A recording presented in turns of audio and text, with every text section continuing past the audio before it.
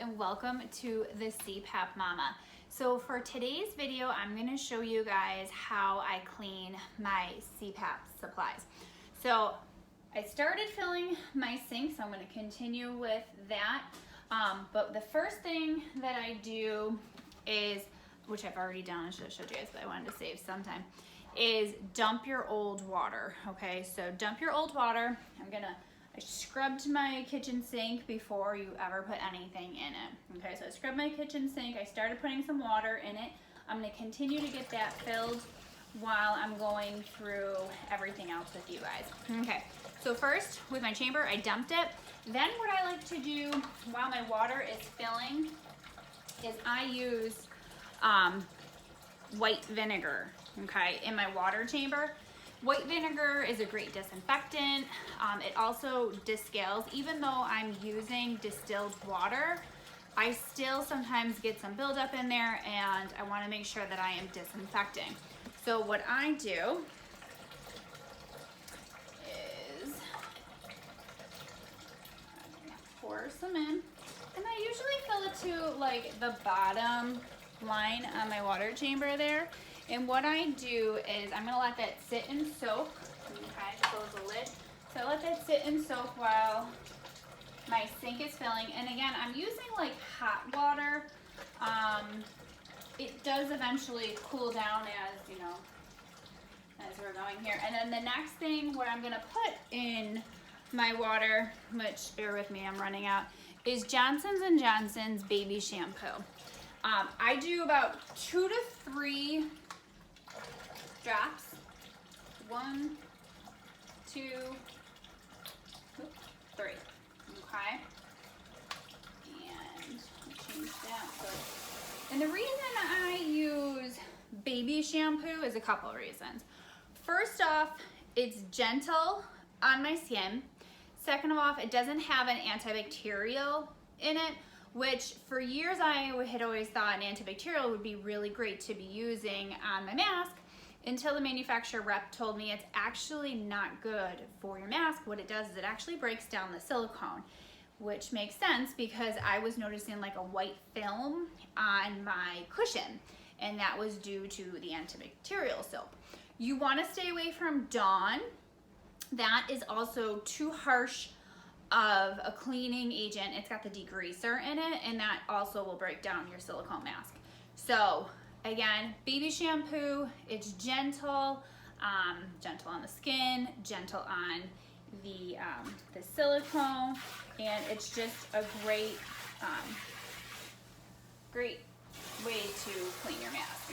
Okay, so while this is filling, I'm gonna take my tube, and what I like to do is I fold my tube in half, okay, and I'm gonna submerge it down in the water, okay, and I bring it up a little bit to get the soap. Now this is the tricky part, because you want to make sure you're getting soap in your tube, so you kind of have to be careful when you're doing this.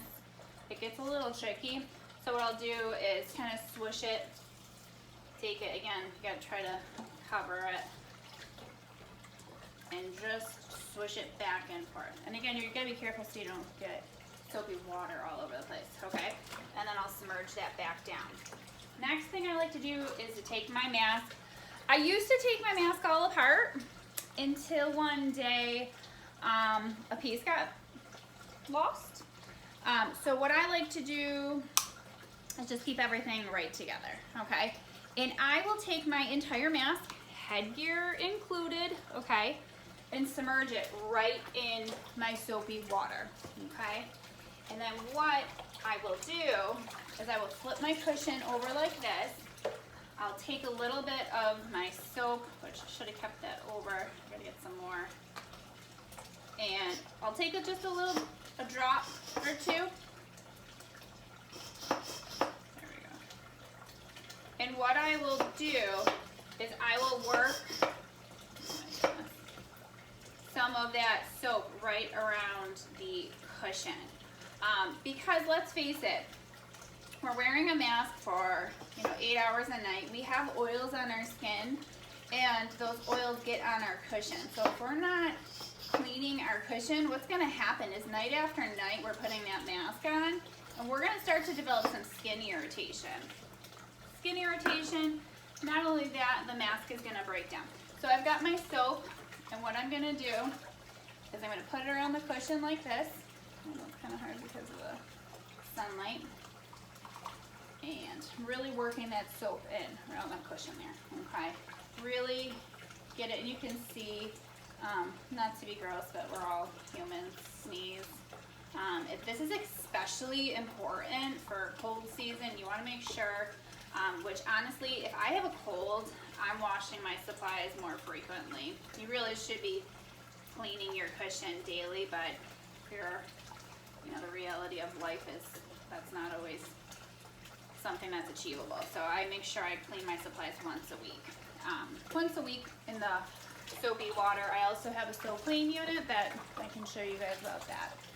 All right, so I've got that in there. I'm gonna turn my water off. And then what I like to do with the chamber that I have the white vinegar in is I close it over the sink.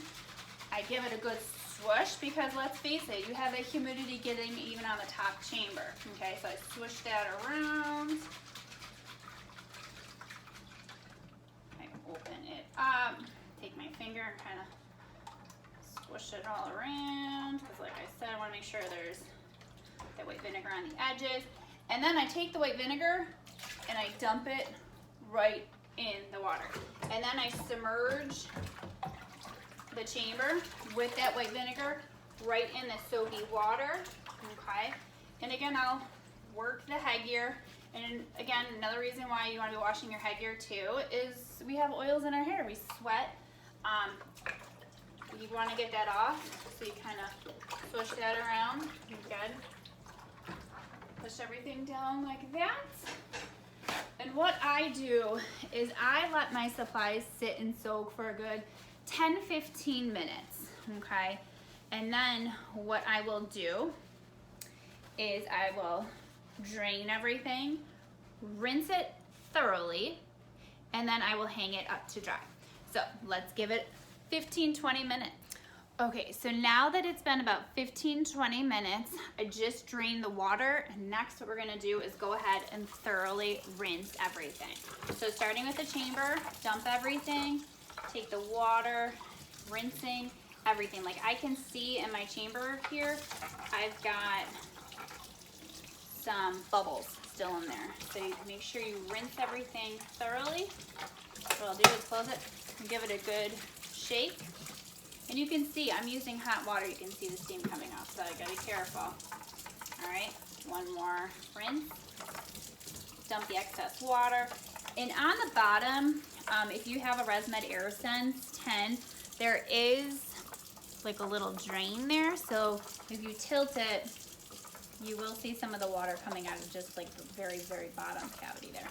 So then I have my just little drainer rack right here, which I'll show you guys in a minute. Now what's most important is your tube, okay? So what I like to do is I put the one end, and then you'll see you want to make sure that that's running clear, okay? And with gravity, of course, you know, it flows easier when that's down. So I'm making sure that my tube is running nice and clear, which it is. And then what I'm going to do is lift that up so all the water flows out. Okay. And I'm just gonna set that aside. I'll show you guys what I do with my tube in just a minute. And then for my mask, same thing. I'm gonna thoroughly rinse the cushion. Now the headgear, you also want to make sure that you're giving this a really good rinse. Okay, and again, this is hot water, so be careful. And then you want to rinse off or squeeze off any excess water. And I recommend that you do this in the morning because it will take a while for it to dry. So squeezing out the headgear excess water. Okay, so making sure that that is nice and squeezed out. And then I do lay that out. Back you guys up here, show you. I have a little, just a little drainer pad that I put everything on, okay? So, and I like to try to, you can see I have a little bit of sunshine here. So when I'm having my headgear dry, I lay it out so nothing is like crinkled up, okay? So I'll let that sit and dry, and then what I'll do in a little bit is I'll come and I'll flip everything over so even inside the cushion is getting dry, okay? So, show you what I do with my tube in just a minute. Bathtub. So what I'm going to do so the water drips into my tub is I have this little window hook here, and I will set it there so it will drip dry into my bathroom. So, you know, you could put it over your shower head. If you don't have that, you could always just, like, if you had a hook over your door, you could do that. But, yep, just let it drip dry, and that's it. All right, now that you've gotten everything cleaned, put your chamber in. The one thing I do recommend, attach your tube. Turn your machine on and let it kind of blow. And what you're doing is any little water droplets that are still in the tube, what will happen is they're like this, you'll get those water droplets out. So run it for a few minutes. If you have a heated circuit, that will help to dry it out. Even if you don't have a heated circuit, I'd still recommend blowing that or letting that run for a little bit just to blow out those water droplets. And then you can kind of take your leg and go like that a little bit. I hung this for most of the day, so majority of the water is out. But again, just another thing that I do after I clean my CPAP equipment.